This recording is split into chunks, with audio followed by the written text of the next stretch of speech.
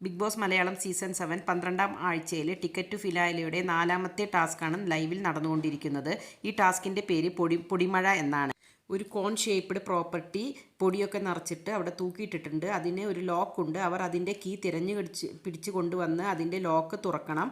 അപ്പോൾ സ്വാഭാവികമായിട്ടും ലോക്ക് തുറന്നാൽ പൊടിയൊക്കെ താഴത്തേക്ക് വീഴും. അത് വീഴാതെ അവർ അതിൻ്റെ ഡോറ് മുറുക്കെ പിടിച്ച് നിൽക്കണം. ഏറ്റവും കൂടുതൽ സമയം പിടിച്ചു നിൽക്കുന്ന ആൾ വിന്നറാകും. ഏറ്റവും കൂടുതൽ സമയം പിടിച്ചു നിൽക്കുന്ന ആൾക്ക് 9 പോയിൻറ്റും ഏറ്റവും കുറവ് പിടിച്ചു നിൽക്കുന്ന ആൾക്കും 1 പോയിൻറ്റുമാണ് കിട്ടുക. മത്സരം തുടങ്ങുന്നതിന് മുമ്പ് തന്നെ അവർ ഹൈറ്റൊക്കെ മെഷർ ചെയ്തിരുന്നു. ഹൈറ്റിൻ്റെ വ്യത്യാസം ഉള്ളതുകൊണ്ട് കുറച്ച് നേരത്തേക്ക് അവരെ പുറത്തേക്ക് തന്നെ തിരിച്ചു വിട്ട് അത് ശരിയാക്കിയതിന് ശേഷമാണ് മത്സരം തുടർന്നത്.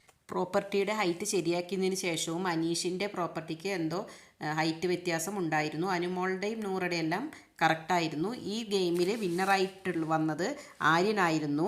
2-ാം സ്ഥാനത്ത് നൂറ, അക്ബർ 3-ാം സ്ഥാനത്ത്, അനുമോൾ 4-ാം സ്ഥാനത്തും, ആദില 5-ഉം, സാബുമോൻ 6-ാം സ്ഥാനത്തും, നെവിൻ 7-ാം സ്ഥാനത്തും, അനീഷും ഷാനവാസും 8-ഉം 9-ഉം സ്ഥാനങ്ങളും കൈയടക്കി.